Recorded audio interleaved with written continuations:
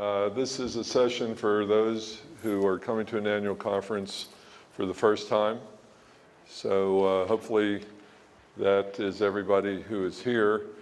I'm Bob Goldberg. I'm the Executive Director of the Myositis Association. And you're going to be hearing from me and others over the next 3.5 days. For those who are not familiar with this type of conference, it is designed to be totally interactive. It's informal. Got a Hawaiian shirt here, and there's another one there, so you got the right idea. It's really, this conference is for you. We have a small staff of four people, and you'll meet our board members over the next couple days as well. So we're here to help you. Everybody that is a first-time attendee should have a green ribbon, and I'm looking, there are very few, if any. Don't know why that is. We will work that out. Seriously, we want to make this conference run as smoothly as possible.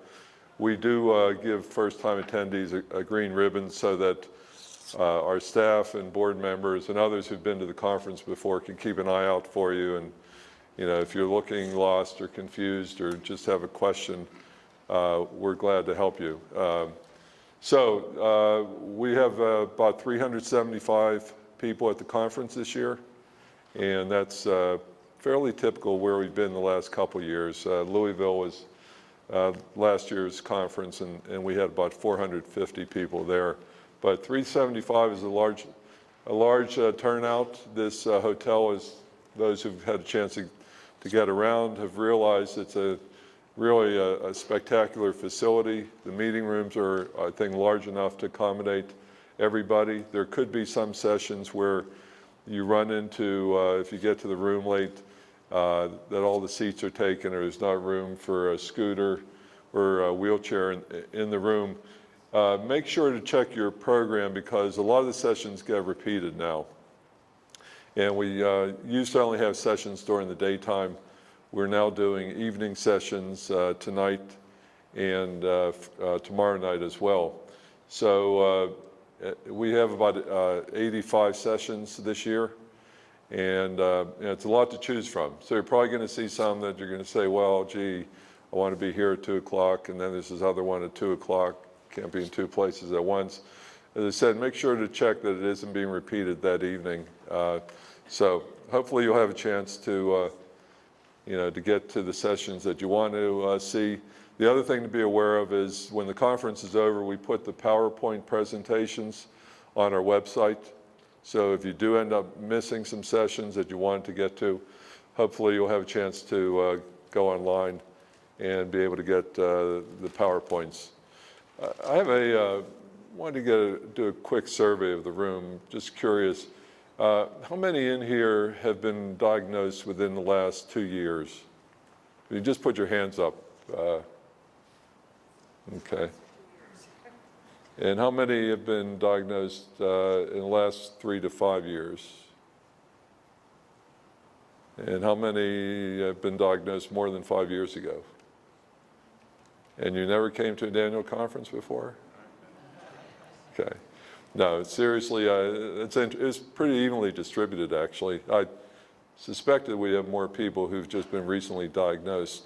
Well, anyways, so those who have dealt with the disease for certainly 3 years and those who've dealt with it more than 5 years are pretty well familiar with the disease. But on the other hand, what you're going to learn at this conference, you're going to get a lot of useful information from presenters, but the thing that you will probably discover is you're going to learn more talking to each other, or at least as much, if not more, talking to each other.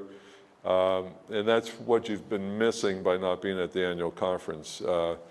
It's really a valuable experience. Everyone has adaptations to the disease and has little tricks and things to watch out for. And make sure to find time, whether it's at breakfast or lunch, to talk to others who have your disease. We have some sessions where the folks who have dermatomyositis get together and those who have PM get together and IBM. We have coming up this afternoon, get acquainted sessions that are organized that way. But also at the end of the day, each day, we have a room set aside for each of those forms of the disease where, you know, if you met somebody earlier and you want to talk to them further, tell them to meet you at the, you know, the IBM end of the day session, and you'll have a chance to talk there.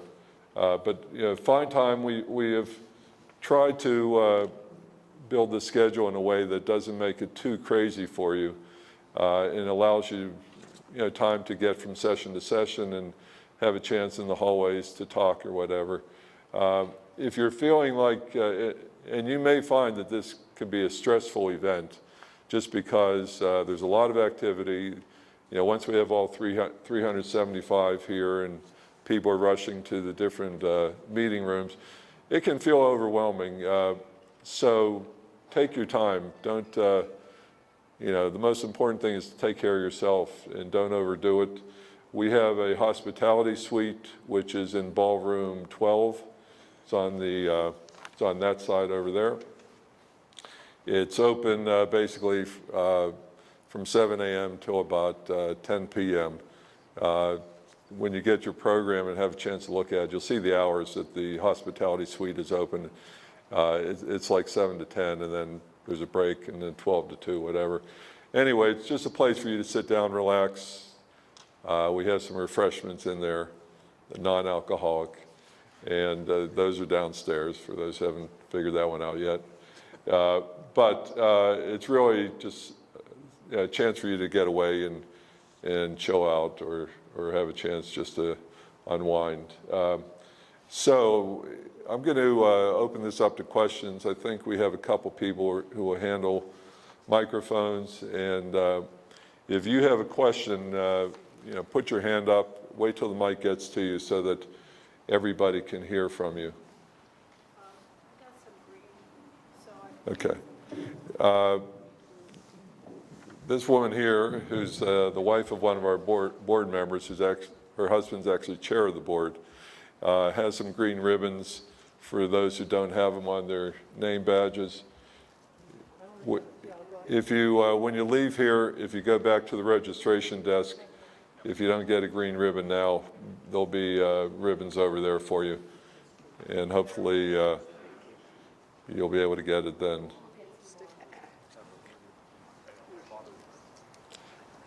Okay, so questions? Oh, first we're getting ribbons. Who has a question here? Who wants to ask the first question? All right, well, all right. Ribbon, the remainder who haven't gotten ribbons, when you leave the room, go to the registration desk, or just stop by the registration desk anytime and you can get one. Leslie, I think there's a question back there. Where's the convention next? Wait till the microphone gets to you, please. Where's the convention next? We announce that on Sunday morning. It's east of the Mississippi. Other questions? Marcia? Will I ever go in remission, or is there such thing as remission? It depends how you define remission. Some people are in remission, which means they're off medications for 6 months, but have flares and end up going back on medications. You're going to have an opportunity, and I actually should have maybe provided some more information about myself. I'm the executive director, and as I said, yeah, I've been the executive director for 12 years now. I'm not a physician. My background is health policy and nonprofit organizations, and also as a department head in a couple hospitals for a while. I don't pretend to be an expert on the disease. I don't know that anybody truly is, to be honest, and you're going to hear, most of you probably realize no two people are exactly alike. What works for one may not work for another, and one person experiences pain and the other never has pain with the disease. So the questions that you want to ask about your particular disease, on Saturday we have a session with physicians where those with polymyositis meet separately, and IBM and DM separately, and that's really the best time to ask questions of the physicians as well as the medical panel that we'll have. Yes, sir. If we see someone's name in the attendee list who lives nearby, and we'd like to get their phone number, can you provide it? Okay, that's a very good question. Uh, Where's the attendee list? Yeah, in your program, there's a list of attendees. And the question was, if you see somebody who lives nearby, can you get their phone number? We don't provide phone numbers. We provide their email address, and the notebook will show what city they're in. You need to ask individuals if they want to give you their phone number. Are you looking for?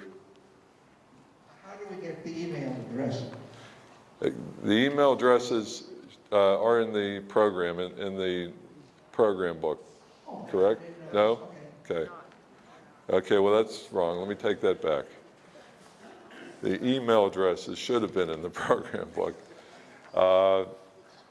Good question. Don't know why that's not in there. Is it? Yeah, I know that. But okay, so, all right, so they're not in the program. But the other thing that you have in your packet is everybody has what are like little business cards that has your name and your contact information, and that does have email addresses. If you see somebody and you want to stay in touch with them, give them your card and ask them to give you their card. Okay? Does anyone have one of those cards right up front here? Anyone break one out? Thank you. Okay, so this is what the card looks like, and you'll find it in your packet.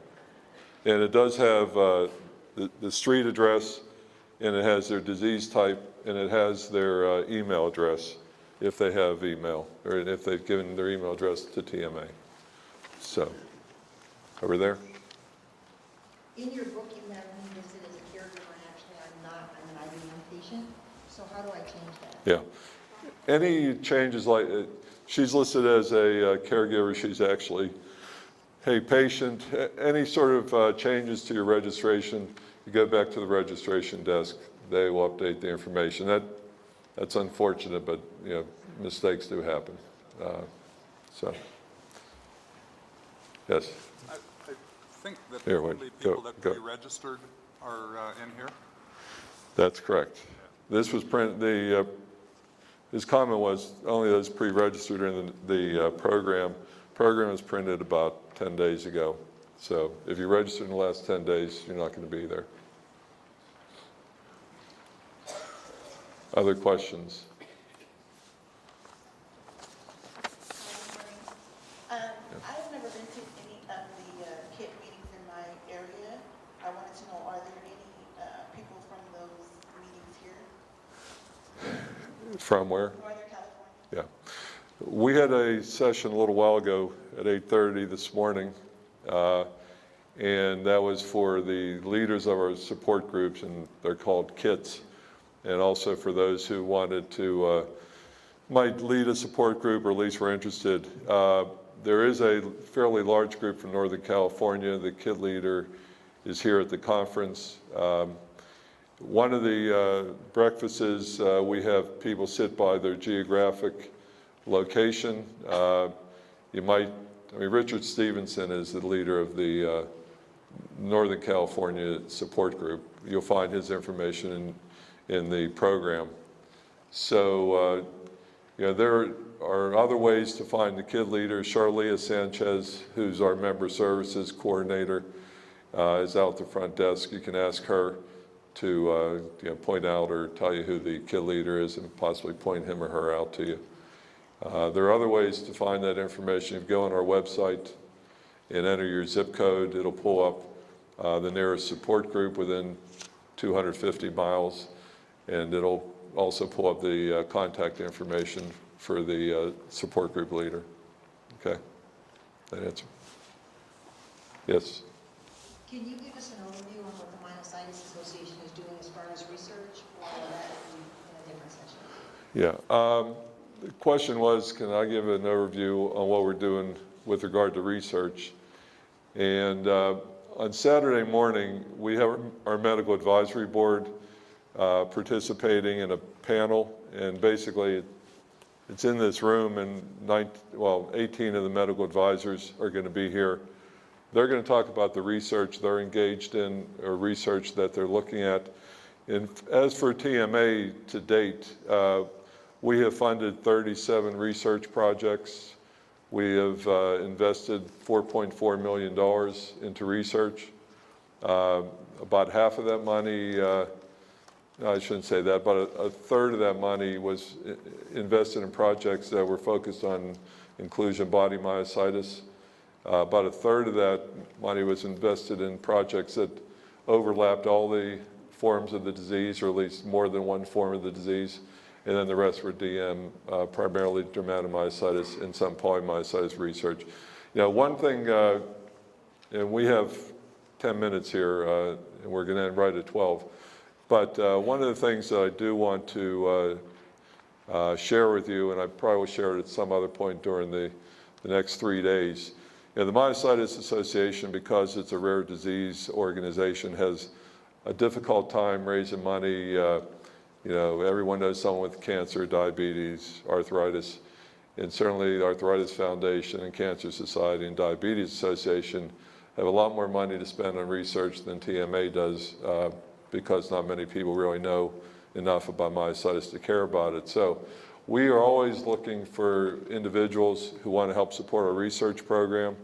We also have what is known as the Legacy Society, where that's where an individual has included the Myositis Association in their planned giving. And that doesn't mean leave all your assets to TMA.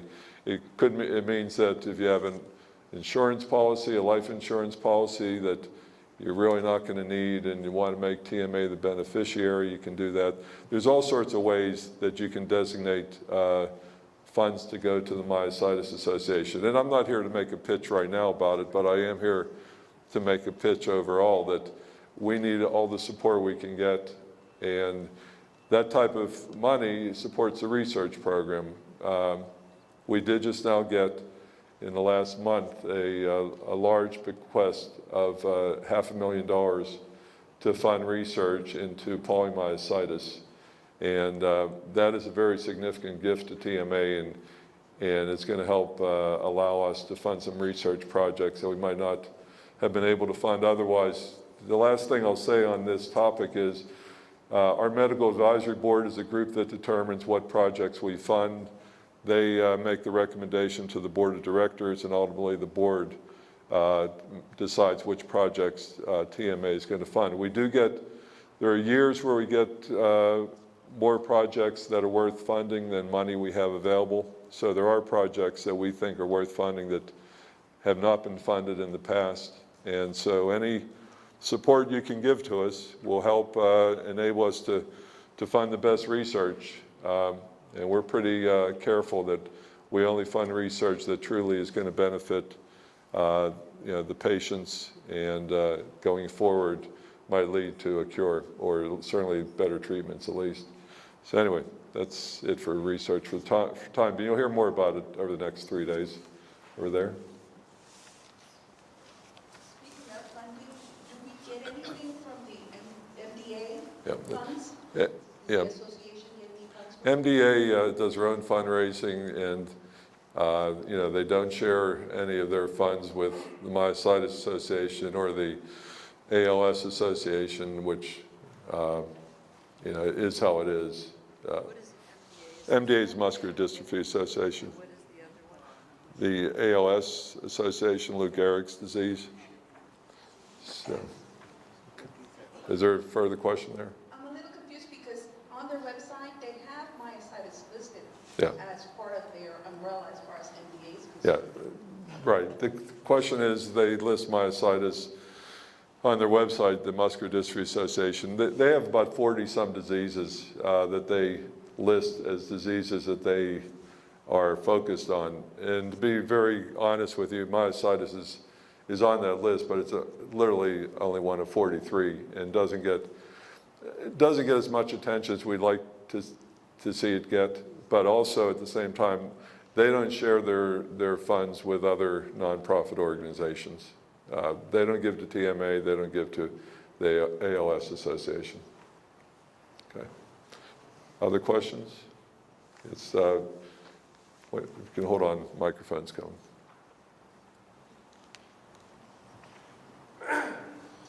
There's a disease called CIDP, and there's an organization that is, I guess it's kind of like a nonprofit, like TMA is for myositis. And the CIDP organization, they have a list of centers of excellence for treatment centers that can treat that disease in the U.S. Myositis is very difficult to find doctors who are skilled and knowledgeable.